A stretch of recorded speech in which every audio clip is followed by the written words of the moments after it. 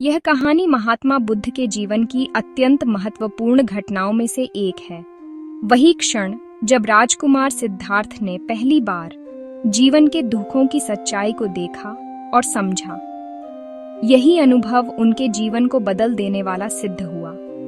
आइए इस पूरी कथा को विस्तार से भावनाओं और दृश्यता के साथ समझते हैं। कपिलवस्तु का राजमहल रत्नों, फूलों और संगीत से भरा हुआ था। शुद्धोधन राजा ने अपने इकलौते पुत्र सिद्धार्थ के लिए ऐसा जीवन बनाया था जहां न दुख था, न पीड़ा, न कोई कमी। चारों ओर केवल सुख सुविधाएं, आनंद और वैभव था। राजा का यह प्रयास केवल पिता का स्नेह नहीं था, वह एक डर भी था। दरबार के ज्योतिषियों ने भविष्यवाणी की थी कि यह बालक या तो महान सम्राट बनेगा या महान सन्यासी। शुद्धोधन यह नहीं चाहते थे कि उनका पुत्र संसार का त्याग करे, इसलिए उन्होंने उसे जीवन के कठोर सत्य से पूरी तरह दूर रखा।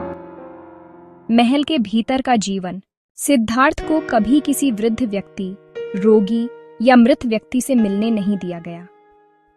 महल के चारों ओर हरे भरे बाग, सुगंधित पुष्पों की वर्षा और नृत्य संगीत की ध्वनियां थीं।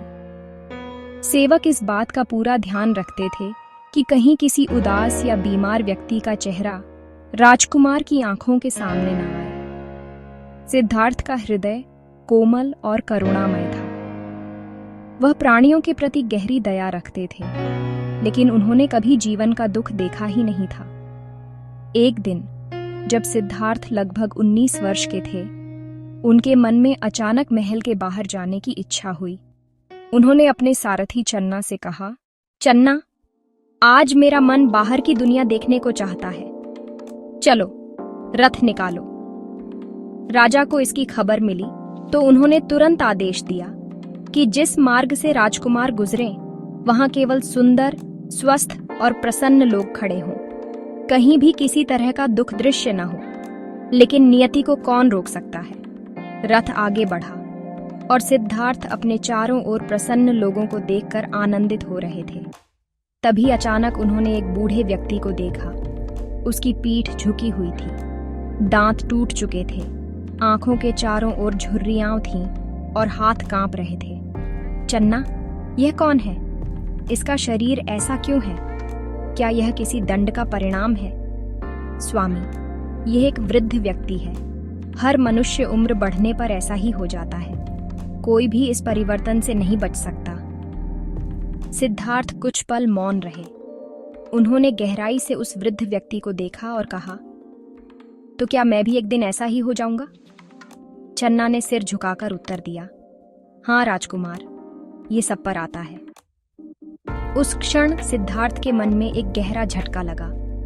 अब तक का आनंद, वैभव और सुख सब फीका पड़ गया। उन्होंने सोचा, यदि यह शरीर सदा ऐसा नहीं रहेगा तो इन सुखों का मूल्य क्या है? दूसरा दर्शन, रोगी व्यक्ति। कुछ दिन बाद सिद्धार्थ ने फिर बाहर जाने की इच्छा जताई। राजा ने फिर से आदेश दिया कि मार्ग सुंदर हो, लेकिन इस बार भी नियति ने अपना खेल खेला। रथ के मार्ग में उन्होंने एक व्यक्ति को देखा जो जमीन पर तड़प रहा था। उसका शरीर पीला पड़ गया था, आंखें धंस चुकी थीं और वह दर्द से कराह रहा था। चन्ना, इसे क्या हुआ है? यह क्यों तड़प रहा है? राजकुमार, यह रोगी है। शरीर जब बीमार हो जाता है तो ऐसा ही होता है। कोई भी इससे बच नहीं सकता। कभी भी कोई मनुष्य बीमार हो सकता है। सिद्धार्थ की आंखें भर आईं। तो यह सुंदर शरीर जिस पर हम इतने गर्व करते हैं, पल भर में अशक्त और रोगग्रस्त हो सकता है। चन्ना ने सिर झुका लिया। सिद्धार्थ के मन में दूसरा तीर लगा। अब उन्हें जीवन की नश्वरता का दूसरा सत्य समझ में आया। तीसरा दर्शन, मृत व्यक्ति। तीसरे भ्रमण में सिद्धार्थ ने सड़क के किनारे कुछ लोगों को रोते बिलखते देखा। बीच में एक शव को बांसों पर रखा गया था। 4 व्यक्ति उसे लेकर जा रहे थे। पीछे परिवार रो रहा था और पुजारी मंत्र पढ़ रहे थे। चन्ना, ये क्या हो रहा है? ये लोग इस व्यक्ति को क्यों ले जा रहे हैं? स्वामी, यह व्यक्ति मर चुका है। इसका जीवन समाप्त हो गया है। अब यह कभी नहीं उठेगा, न बोलेगा, न खाएगा, यही मृत्यु है। सिद्धार्थ का हृदय कांप उठा। उन्होंने फुसफुसाते हुए पूछा, क्या मैं भी मरूंगा? हाँ राजकुमार, हर प्राणी को एक दिन मरना ही पड़ता है। सिद्धार्थ की आंखों के सामने अंधेरा छा गया। उन्हें लगा, हम इस शरीर, इस सुख और इस वैभव पर कितना गर्व करते हैं, लेकिन अंत में सब समाप्त हो जाता है। चौथा दर्शन, सन्यासी का दर्शन। सिद्धार्थ के मन में अब गहरे प्रश्न उठने लगे। अगर जीवन में बुढ़ापा, बीमारी और मृत्यु अनिवार्य है, तो मनुष्य सुख की तलाश क्यों करता है? क्या कोई ऐसा मार्ग नहीं है जिससे इन दुखों से मुक्ति मिले?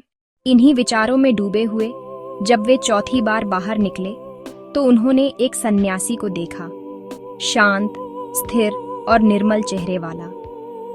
उसके पास कुछ नहीं था, फिर भी उसके चेहरे पर अजीब सी प्रसन्नता थी। चन्ना, यह व्यक्ति कौन है?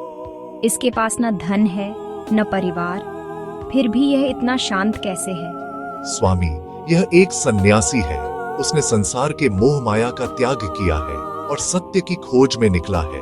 सिद्धार्थ के मन में जैसे एक प्रकाश की किरण चमकी। उन्होंने सोचा, शायद यही मार्ग है जो दुख से मुक्ति दिला सके। अब राजमहल का वैभव उन्हें कैद जैसा लगने लगा।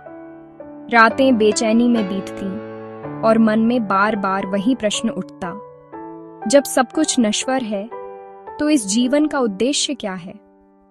एक रात उन्होंने अपनी पत्नी यशोधरा और शिशु राहुल को देखा, शांत नींद में सोए हुए। उन्होंने स्नेह से दोनों को निहारा, फिर धीरे से रथ लिया और निकल पड़े, अंधेरे में सत्य की खोज की ओर। वह रात थी जब राजकुमार सिद्धार्थ महात्मा बुद्ध बनने की पहली सीढ़ी चढ़ चुके थे।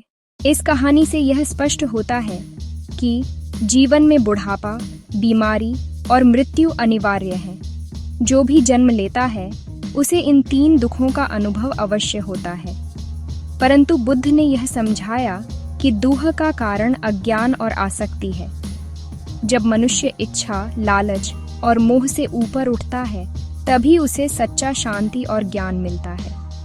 निष्कर्ष, यह कथा केवल एक राजकुमार की नहीं, बल्कि हर उस व्यक्ति की है जो जीवन के अर्थ को समझना चाहता है। महात्मा बुद्ध ने इन 4 दृश्यों के माध्यम से जीवन का वह सत्य जाना जो आम लोग अक्सर नजरअंदाज कर देते हैं। सिद्धार्थ ने देखा, सुख स्थायी नहीं है, पर सत्य शाश्वत है, और इसी सत्य की खोज में उन्होंने अपने जीवन को समर्पित कर दिया, जिसके परिणाम स्वरूप आज हम उन्हें महात्मा बुद्ध के नाम से जानते हैं।